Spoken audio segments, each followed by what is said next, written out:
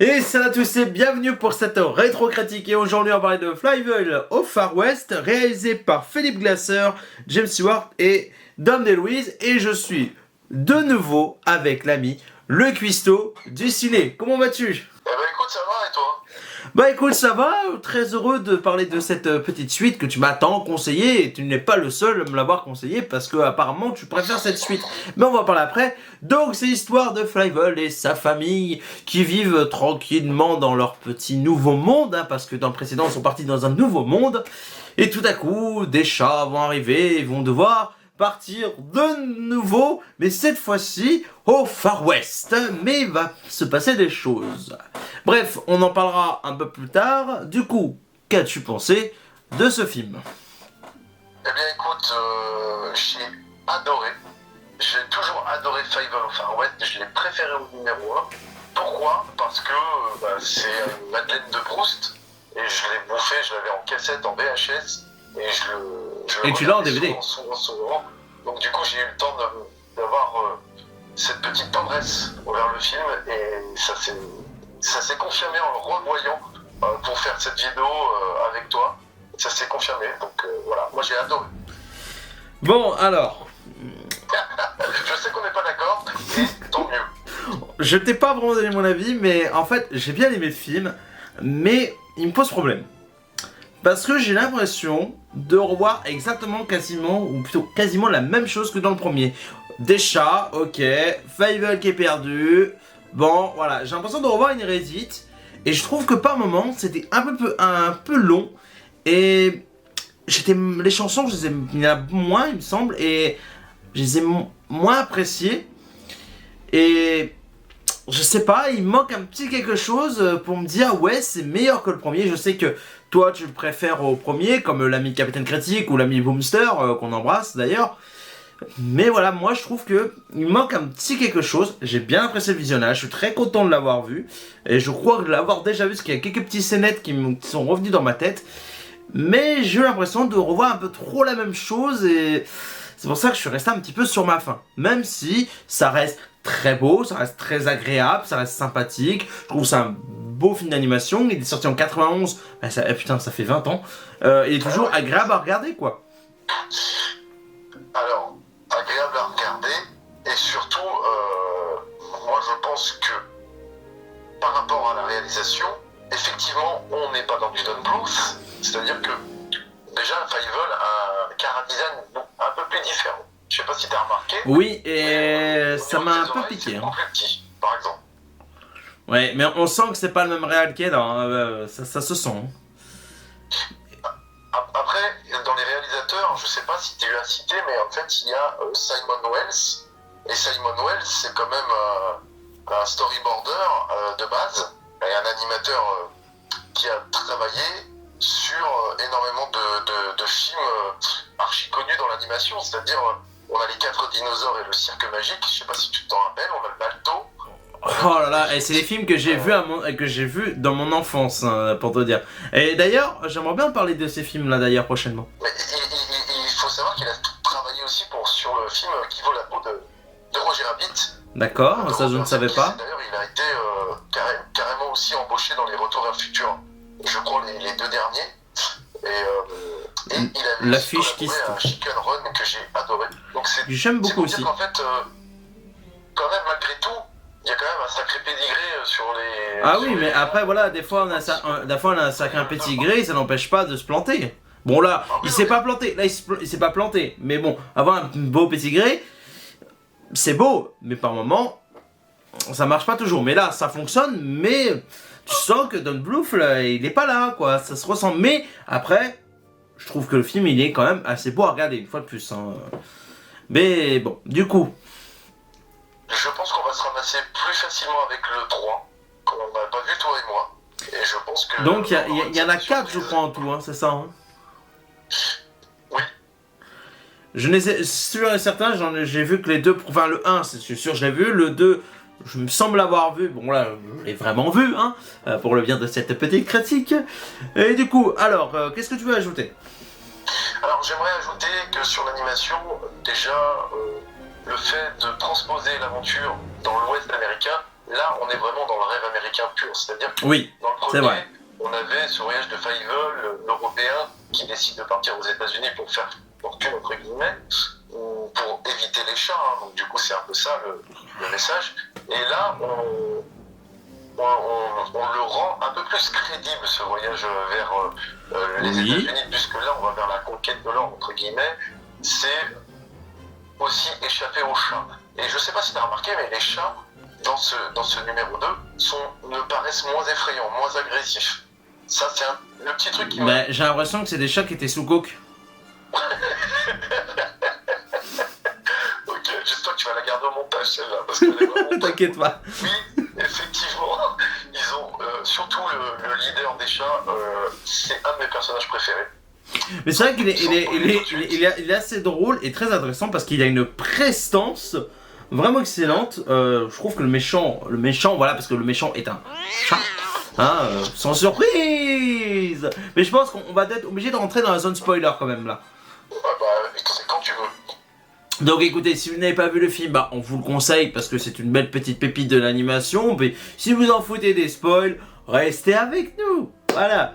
Donc en fait, ils vont partir dans le Far West parce que bah voilà, le méchant avec une marionnette va leur conseiller d'aller là-bas. Et puis après, ils vont les effrayer, puis ils vont essayer de créer une sorte d'alliance entre les chats et les souris. Mais en fait, c'est pour les pouvoir les bouffer. Leur faire un fameux piège à rats. Piège à rats, oui. Manger un hamburger géant de souris. Voilà.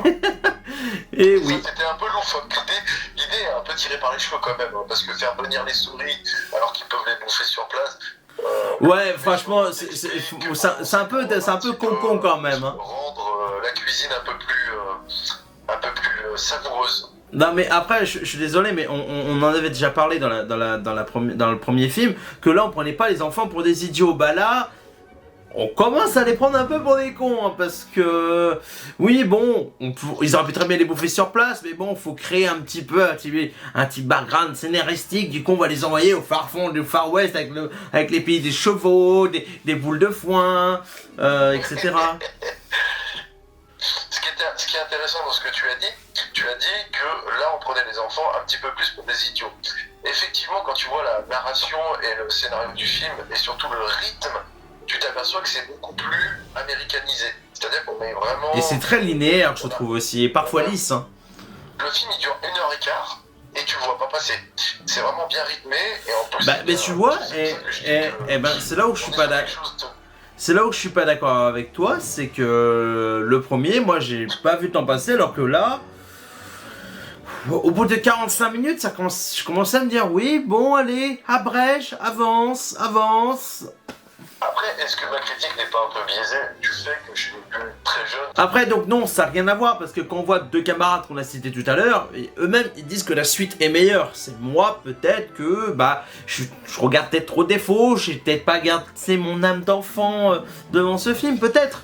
C'est possible, mais voilà, pour moi, c'est un peu trop linéaire par moment, un peu trop lisse. Mais voilà, il y a des très bons personnages, donc comme le méchant, donc voilà, qui en plus tombe entre guillemets amoureux entre guillemets, de la fille, de la sœur de Fievel, parce qu'elle chante très bien, pour faire un spectacle. Oui, ça pourrait paraître un petit peu, comment dire... Oui, c'est vrai que pour les enfants, ça pourrait être choquant de se dire un chat et une souris amoureux. Mais Bon, je sais pas s'il tombe amoureux, mais voilà. Et du moins, il est tombé amoureux de sa voix pour la montrer à son spectacle. Et c'est la seule souris qui veut pas manger. Bon, même quand on retrouve toutes les souris sur le piège à rats, il disait attention, il y a ma beauté, enfin je sais plus ce qu'il dit. Non, et j'ai trouvé ça assez drôle quand même et assez paradoxal, mais bon, c'est un peu malsain quand même. Hein. Oui, c'est tout à fait malsain. Mais ce qui est bien, c'est que c'est finalement rectifié vers la fin, puisque oui. Voilà, on se débarrasse définitivement des méchants. Par contre, moi j'aime beaucoup, pour spoiler la fin, j'aime beaucoup comment le méchant finit. On trouve les seins d'une personne humaine bichonnée dans le train là, quand il... Oui, parce que bah voilà, ils vont tout le méchant et ses compagnons, méchant chat, Ils vont finir dans un train. Oui, parce que dans le Far West, il y a quand même des trains. Oui, c'est un peu logique dans les trains. Enfin, Ouais, bref. puis c'est un running gag par rapport au fait que cette personne-là l'a déjà coucouné à peu près dans le même train. C'est ça qui est assez drôle aussi. Oui, C'est que on et, revient sur un et puis à gag la fin, avec des petites chaussettes bleues, le petit bonnet bleu, le cliché total des grosses mamies ou des grosses mères qui s'occupent des chats. Mais j'ai trouvé ça très drôle quand même, je dois l'avouer. Mais c'est vrai que. Mais non, mais ce qui est un peu triste quand même, c'est qu'au début, quand Fievel retrouve ses parents, plus rapidement que dans le premier film en tout cas, et je trouve ça bien parce qu'après, bah, il faut organiser le plan pour détruire, échapper aux méchants, enfin plutôt pour détruire le plan du méchant. C'est que le père ne croit même pas à son fils en disant ah c'est le soleil qui tapait sur la tête. Et je sais pas si tu as remarqué aussi, j'ai eu l'impression que c'est plus la mère qui s'inquiétait pour son fils quand il a disparu que contrairement au père pour le premier. Oui, il y a une inversion des rôles qui est assez évidente. C'est vrai que le père devient un petit peu, entre guillemets, abruti par rapport à ce que lui vendent les chats. Ils lui vendent un pays neuf, un pays nouveau, et là il en oublie quasiment la voix de son fils, alors qu'au début il était très attristé dans le premier, très à l'écoute. Ben, on va appeler ça, on va appeler ça l'inversion des suites. Oui, quoique ça pourrait être cohérent, puisque au final Tania, sa sœur, au départ lui disait dans le premier, je sais pas si tu te souviens, mais elle disait bien au père, mais je sens que Fievel est vivant, je sens, et son père n'y croyait pas. Et là c'est l'inverse, tu vois, il croit pas le fils par rapport au fait que les chats vont les manger. Et Oui, c'est sûr. Mais parce qu'en même temps, le méchant lui a vendu, le méchant chat a vendu du rêve hein, aussi. En faisant des petits bisous, des petits câlins. Et puis oui, parce on est des manipulateurs, des méchants. Et ben oui. Eh oui, c'est un macronisme. Mais par contre, ce que j'ai adoré par contre, c'est l'alliance entre le chien et le chien, la souris, et puis le meilleur ami de Fievel. Ah, je savais que tu allais aimer ce moment. C'est vraiment le bon climax du film. Oui. C'est ça en fait. C'est vraiment Tiger qui s'allie avec Willy Burp, qui a été doublé, tiens-toi bien, en version originale. Je me tiens. Doublé par l'acteur James Stewart, Ouh. qui était son dernier rôle. Après, il est décédé. Oh merde.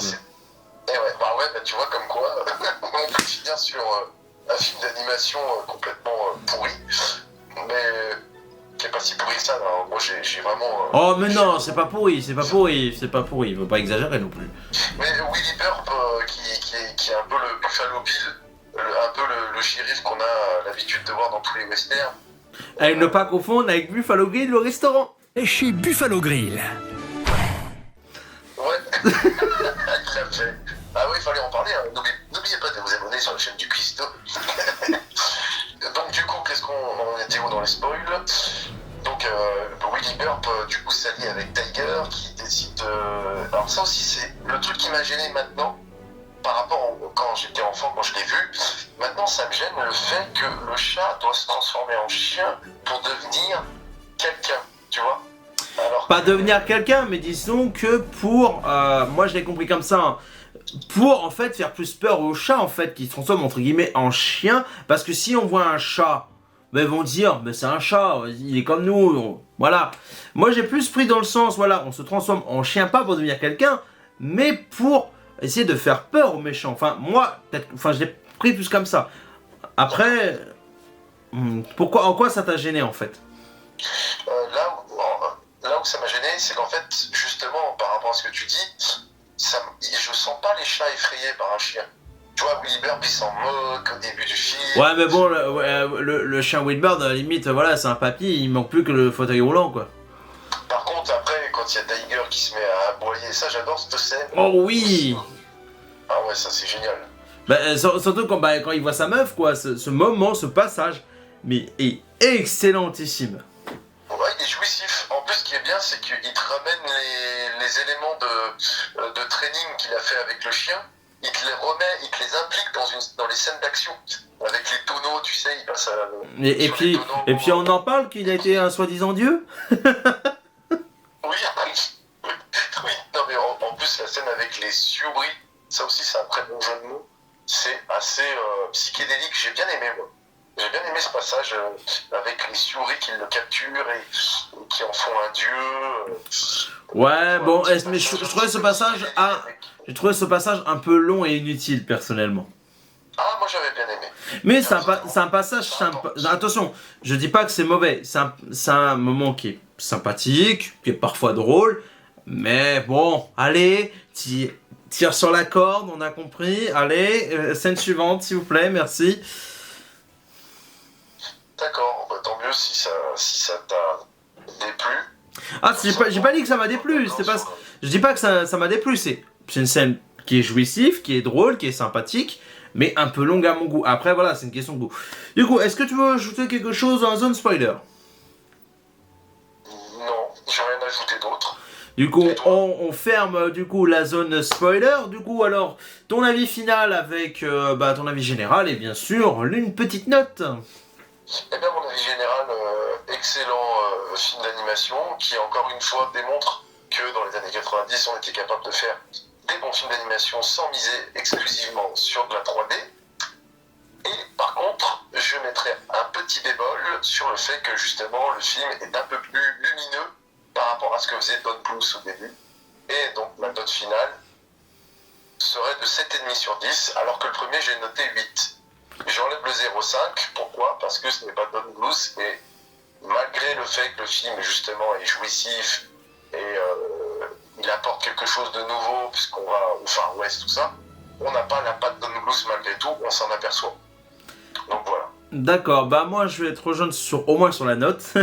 Moi je trouve que c'est une très bonne suite déjà de base. C'est un très bon film d'animation comme tu as dit, comme quoi dans les années 90 on n'avait pas besoin de la superbe 3D pour faire de très bons films. Ces moments drôles, c'est parfois jouissif. C'est un peu trop lumineux comme tu dis et je trouve qu'il manque le petit côté sombre et pas que dans l'animation, surtout au niveau de l'histoire. C'est un peu trop la même chose contrairement au premier épisode pour ma part. Mais je vais mettre un 7 sur 10 parce que j'ai passé un très bon moment et que voilà, c'est une suite qui est très méritante contrairement à une certaine suite d'une saga que je parle avec un autre camarade.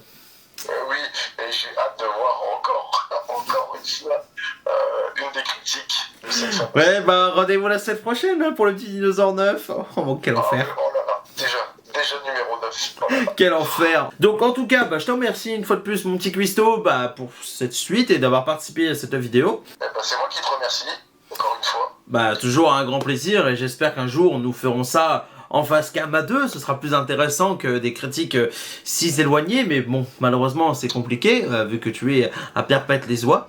Il suffit de prendre le train ou prendre la longue voiture pour se voir. Bon, après je peux me téléporter à la Son Goku, mais j'ai pas encore maîtrisé la téléportation. Oh my god. Du coup, on... Oh là là. Il y a Capitaine Critique. Mon Dieu.